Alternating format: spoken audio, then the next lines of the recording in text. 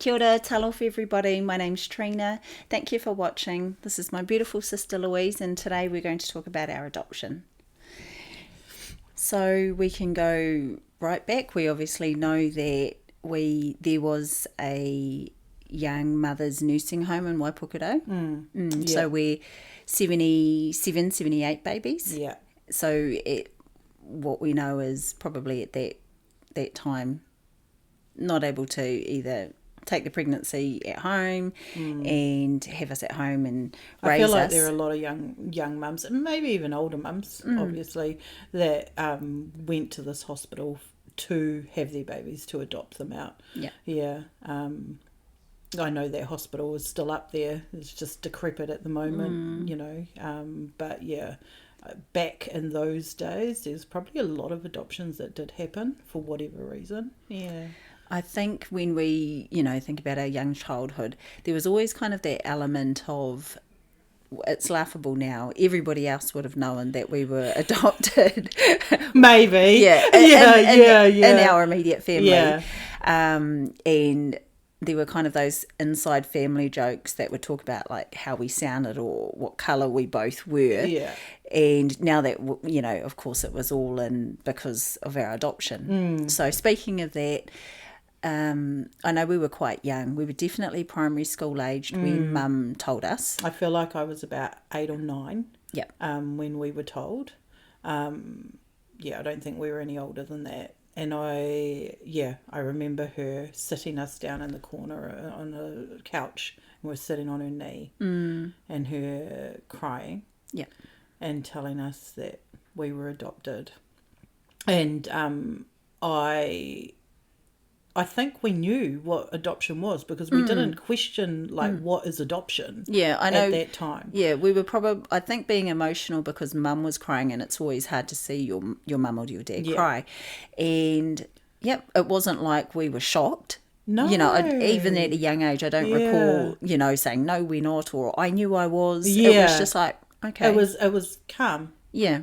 It was calm and just very emotional. And I feel like at that time in the same conversation she was saying, do you want to move to Samoa? Because she really wanted to go back to her home. And we both said no. No, yeah. That was such a foreign... Yeah. Yeah. Because, looking back too, we were brought up predominantly in a Samoan household and we were never taught the language. Yeah. We never learned. Yeah. We picked up the odd words, but we never spoke it. It was always English. It was never spoken to us. Yes. So I don't know. I always recall that was because, back in the day, the thought was to be mainstream. Yes. It was going to put you backwards if you knew, if you were multilingual. And Mum always said that too, right? She said, we're in New Zealand now. Yeah. And you don't need to learn. You just need to speak English. And I guess going to a Catholic school, private school as well, where we were really the only brown faces at the school at the time. Mum meant well. Yeah. I would have loved to have learnt, growing up speaking our language, but I guess that was just something that when she came to New Zealand from the islands, that's something that she didn't want to do. So I think also, getting back to when, we were moving through life at school, I don't recall anybody else being adopted. It was, I don't know, you were quite vocal with it, with your friends, and I wasn't. And I look back now, and it was probably out of, protection and love for Mum and just kind of defending her, even though I didn't have to. Nobody was saying I had to. Or she, I think at one time had, cried and said, please don't look for your mum, just probably feeling a bit less than. And maybe I took that on board and kind of went with it. And thought, oh, of course, I'll honour you. Yeah. Whereas I was quite open. I did talk to my closest friends about it. And quite funny going through our school mainly primary, right? And everybody, I'd be like, oh, this is my sister Trina, and they'd be like, oh yeah, we can tell you guys are sisters. And I used to think, oh, what liars, because we look nothing alike. And then I knew we were adopted then, so it was like, quite funny, a little inside joke for ourselves. Exactly. But adoption wasn't really talked about. No, I don't think so. I think we had, came from community where quite traditional 2-parent families, the children, all of that kind of thing. So looking back now, I could see that we were quite the anomaly. We were in the late 70s. Obviously, we now know definitely Samoan and adopted out, whereas probably you'd hear the stories, young Samoan girl. Okay, have the baby, and mum and dad raises the baby, or the older sister, and we had auntie. that in our family. Yeah, right? we had that. It did happen. Yeah, we did see that, and that was very hush hush. It was something that everybody knew except the child. Yes, and it was quite destructive, from what I understand. So that wasn't the best way either. No. Yeah. So when I think back about when you started to pursue looking for your biological parents. Talk me through that. That was I knew that was something I always wanted to do. I didn't want to hurt mum though. I did always have that in the back of my mind, but didn't really start pursuing that until after I had my first child. And I guess going back to that, for me, it was,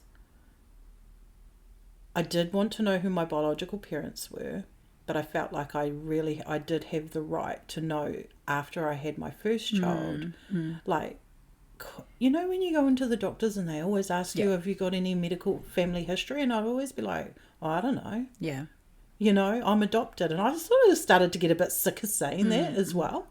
And so after having Devereaux, I thought, I'm going to pursue this, but I still didn't want to tell mum. I didn't want to hurt her, and I didn't tell her that I'd gone through SIFs at the time to get the information that I needed. And we had both, I don't know, I must have tagged along and asked for some kind of information about myself. And back then, it was like really random information we were given, not even sure if it was just a little bit on a piece of paper. It was typed up. We had our original birth name. I was Lucy. You were Katrina. Yeah. I'm pretty sure it had our weights and didn't have our birth parents' names, those kind of things went on it. My birth parent, my biological mum's name was on there. Okay. Yeah. Biological dad, no. And then the information we were given was, I got her hobbies, what she looked like, how tall she was, what she had coloured eyes and all of that. And then for my biological dad, I had how old he was. And he was training to be a police officer. His parents were teachers in the islands. My biological mum was European. And she was 16. He was 17. So I sort of understood then what could possibly have happened, why I was given up for adoption, being European and Samoan. Late 70s, very young. That was probably a big no-no. I know.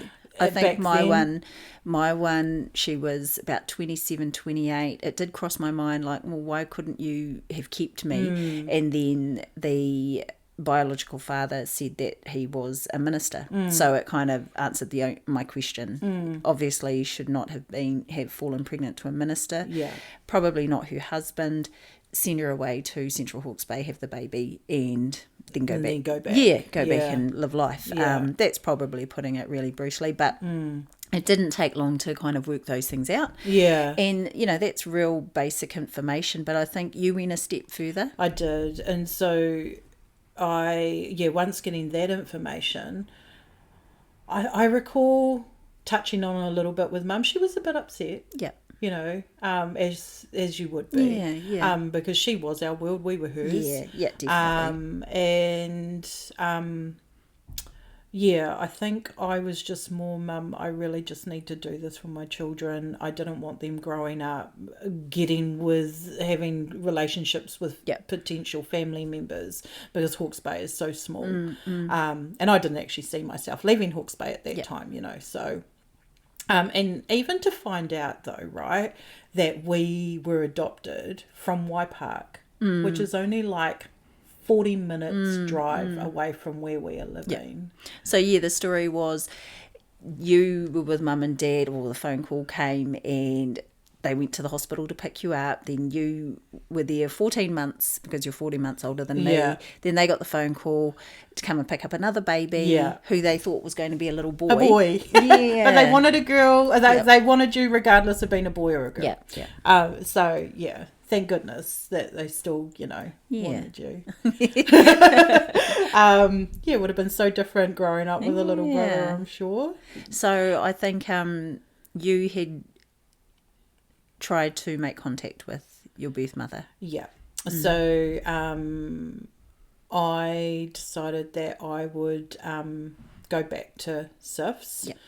They were going through a transition period themselves, but I remember having to get counselling done as well. I know, and when you were given your birth certificate, you needed somebody else to go with I you. needed a counsellor because it's huge, right? It's emotional. I didn't need it. I remember it was just come and pick it up at the Napier office. Oh, yeah. Maybe they're like, oh, well, yeah. But no, I remember them saying that I did need to go through a counsellor to do this, and so I did. And I do recall them asking me questions like, why? Yep.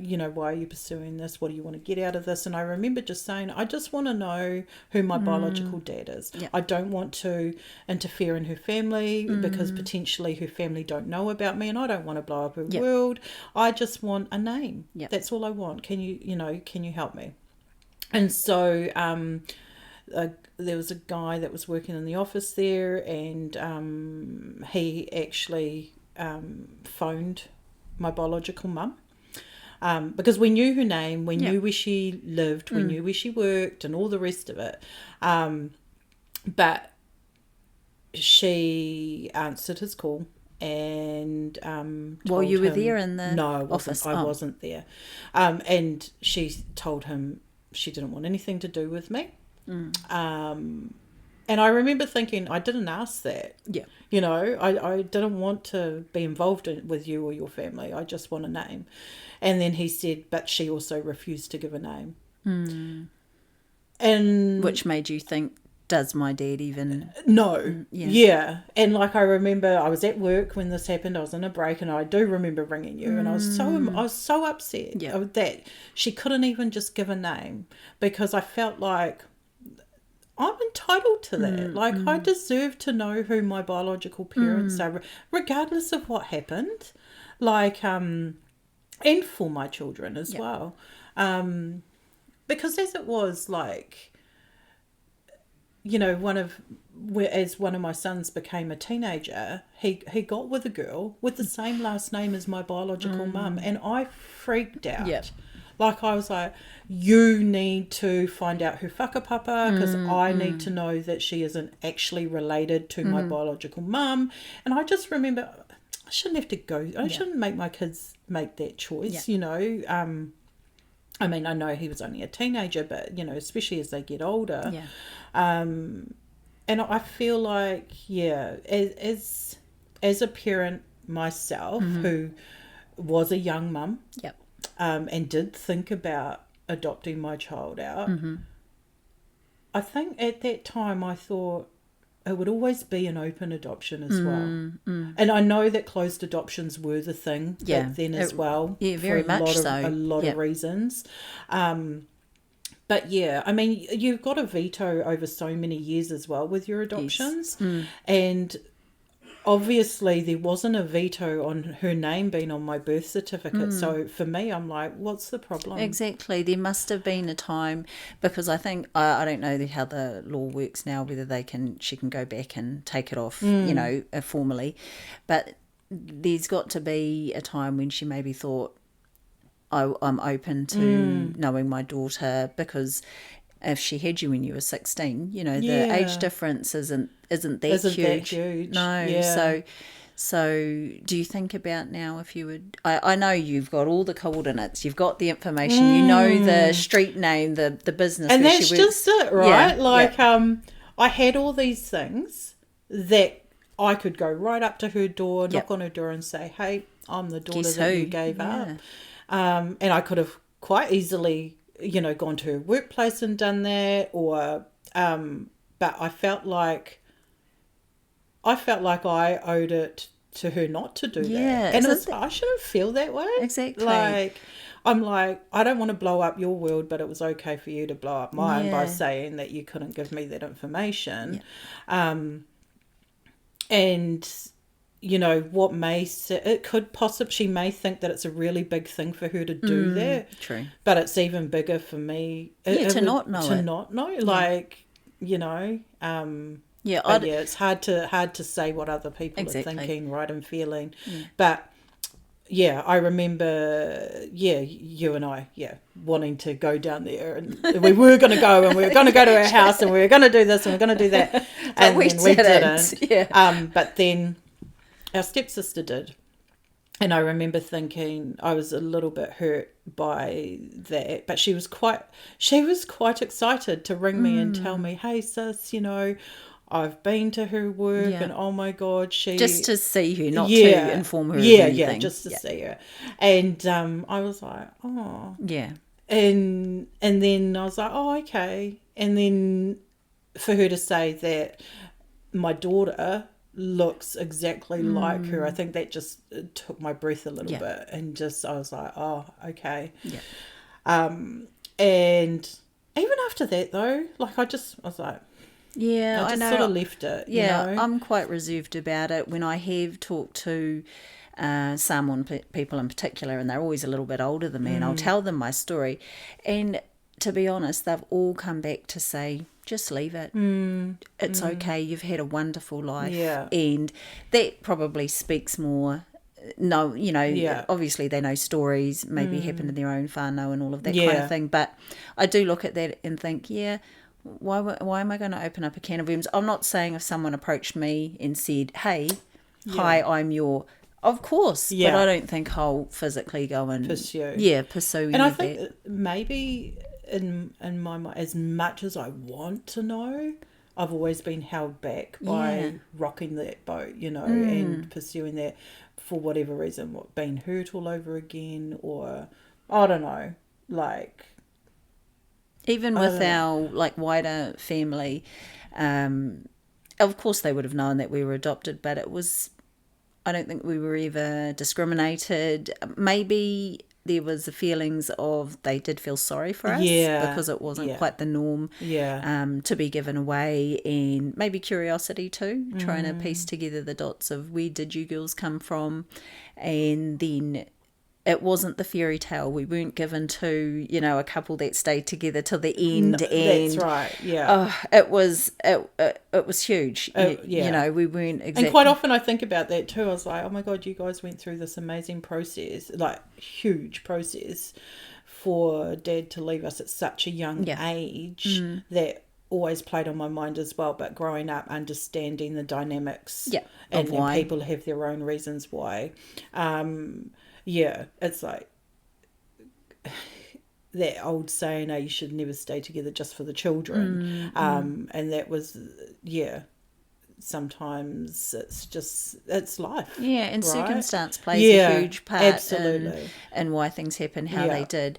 I mean, I don't feel any less. I think probably more of just the not knowing the cultural stuff about our world. But then now we're at an age...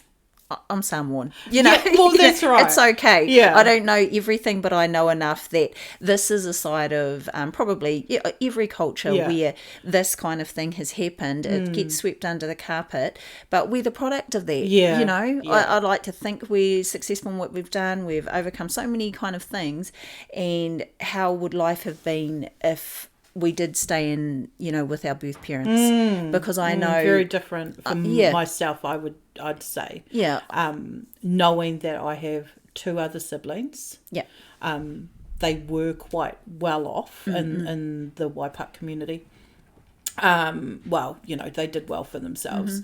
And even to have a grandmother, a biological grandmother, live in Taradale, not far from us, finding that out was like, wow, okay.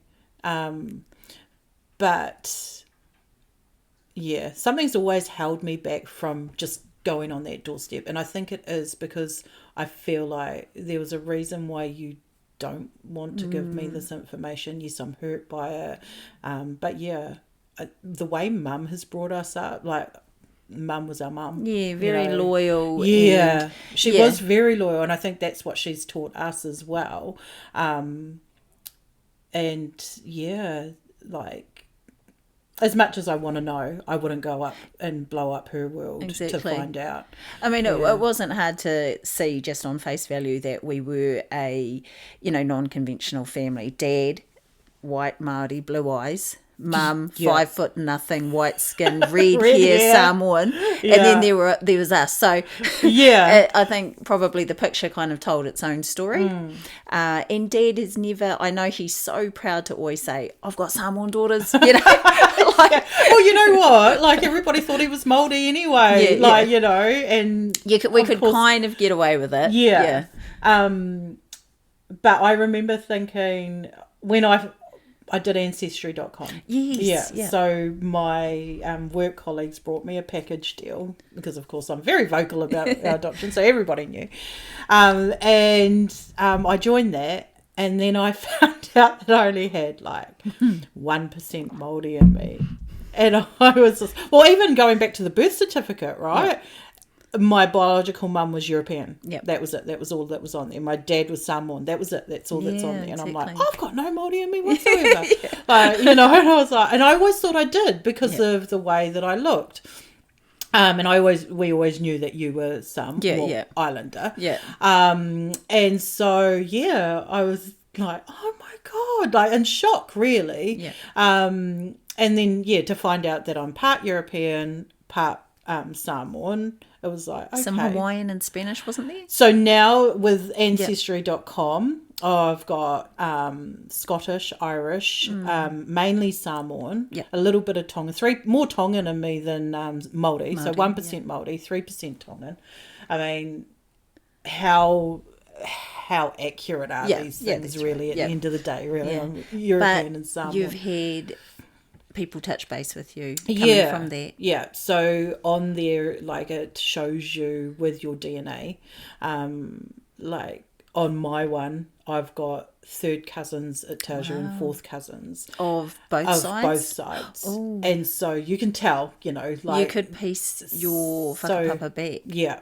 And you know what? Even just recently, though, so there's quite a few of my island side that's on this Ancestry.com, which I feel like is quite awesome. Yeah. Because at first when I joined, there weren't many like island names. And I was like, oh, this is going to be so hard. Yeah. But as the years have gone on, I think I've been on it for like 2.5 years now. So I've had someone reach out to me. Ooh. He is from Hawaii. Oh. And he is potentially my third cousin. Okay. So I explained how did you feel? My situation. I was like, you know how there's so much, a lot of hoax going around. Okay. So I'm very, like, when I read it at first it was like, hi, how are you? Yeah. And when you see things like that, you're like, oh, here we go, it's a scam. Yeah. So I'm quite aware of that. Any feedback from that person? Yeah. So I messaged back and said, hey, how are you? Where do you reside? Wow. And then he came back with full sentences, which I was like, okay, you're legit. So Hawaii, he lives in Hawaii. Wow. Never been to New Zealand, but he was saying that he would like to come to New Zealand. And I explained my situation to him. And I said, look, my biological father was Samoan, but I don't know anything about him. And this is my situation, and I'm just really trying to find family members on my biological dad's side. And then he turned around and said, well, as much as I'd love to help you, he said, my father was Samoan, but my mother was Tongan. And it wasn't a relationship. It was a relationship that was frowned upon. So they both moved to Hawaii.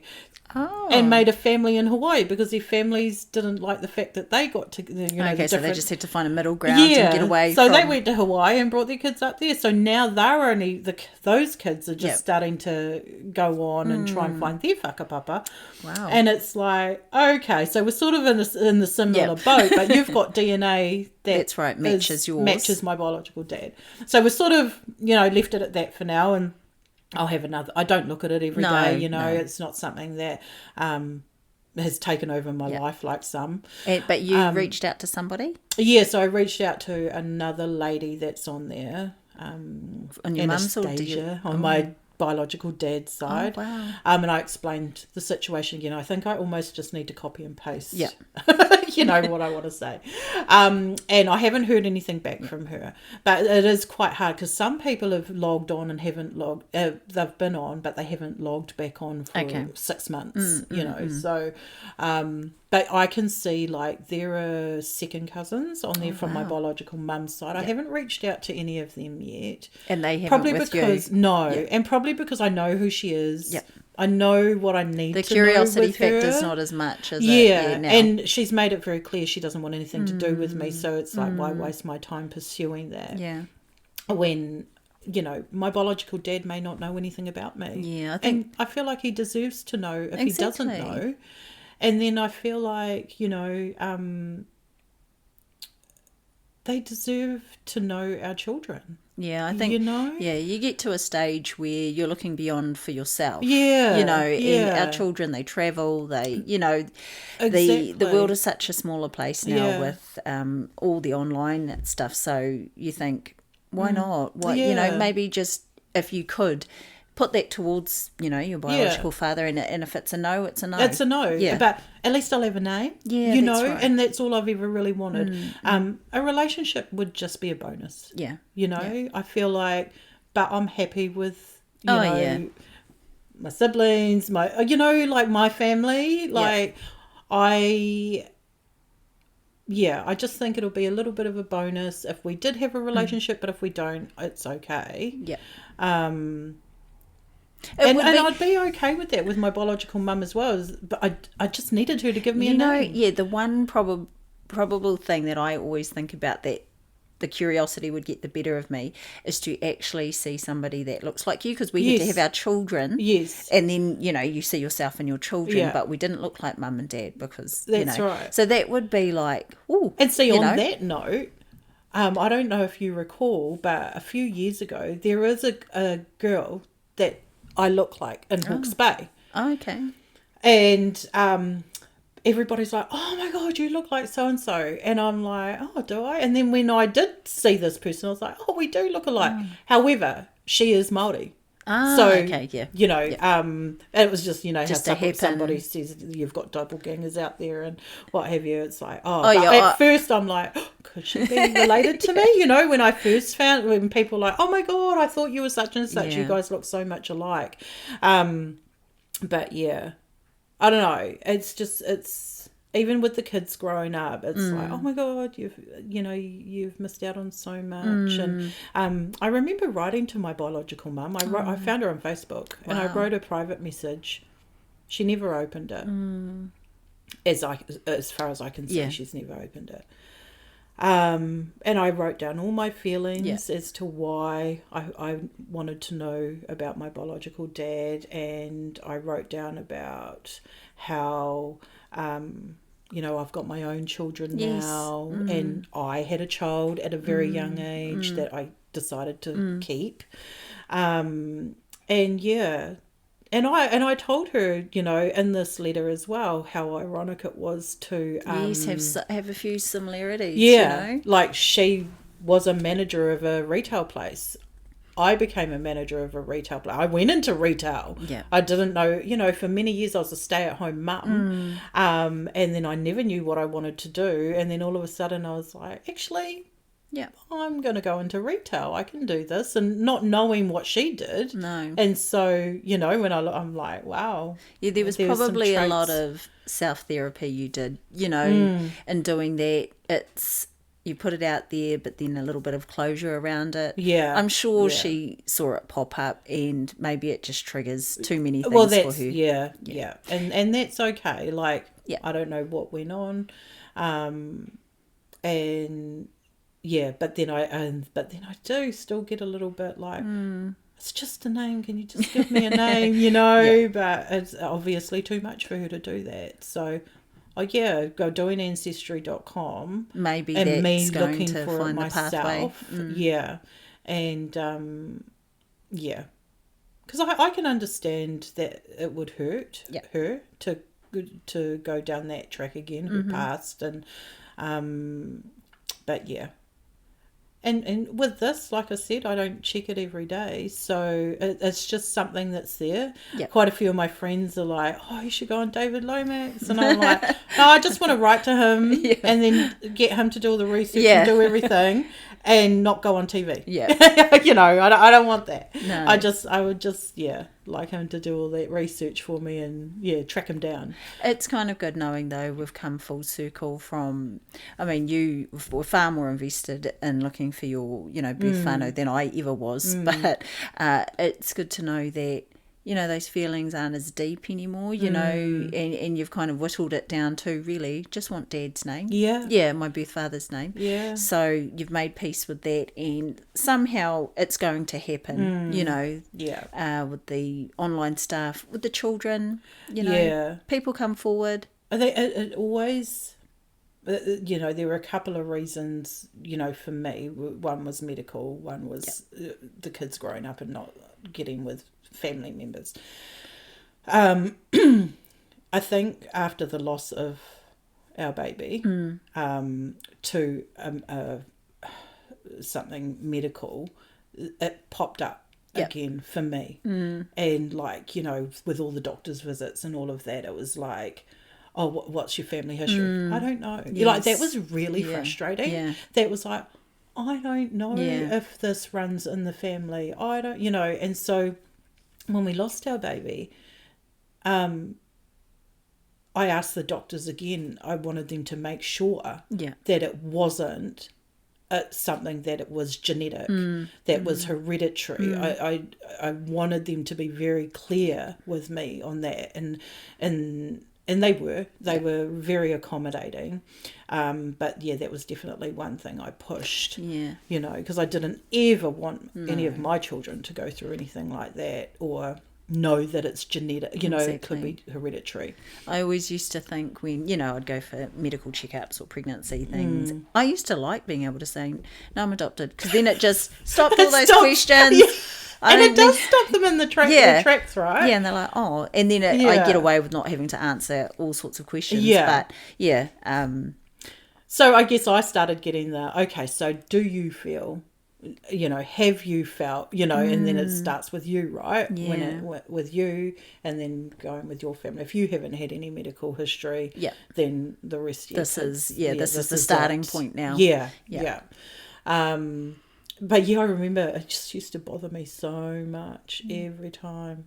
But as you get older, you kind of make peace with things. You do. And it's not something that I prioritise now.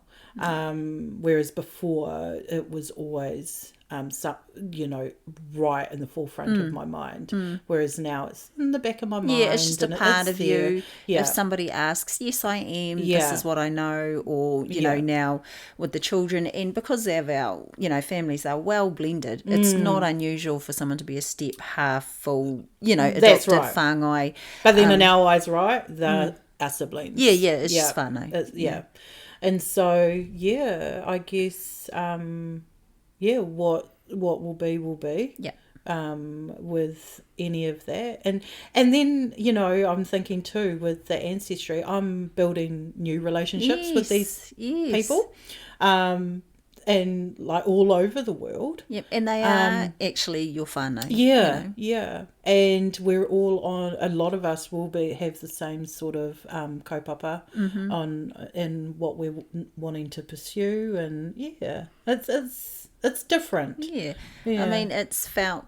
Oh, it was funny when we talked about doing this podcast earlier and, unearthing a few things, because we've talked about it in pieces over the years, and then how you felt when you were 15 to 20 to whatever is different to how we feel now, and kind of putting, it to bed a wee bit, in the sense of it's not so much of a loss anymore. I don't feel less than anymore. No. Yeah, there were circumstances that happened. Back then, like certain things would happen and, you have a little breakdown. Yeah. Even at a young age, like I remember being on the swing in our backyard and having a bit of a breakdown and saying, why me? And screaming and crying to God, But lots was going on at that time. It wasn't just about the adoption. And so, you're right, as we grew. I think also, like, taking our hat off to our mum and dad, they weren't quite the typical parents either. She was immigrant from Samoa, very young, dad, just a typical Kiwi bloke.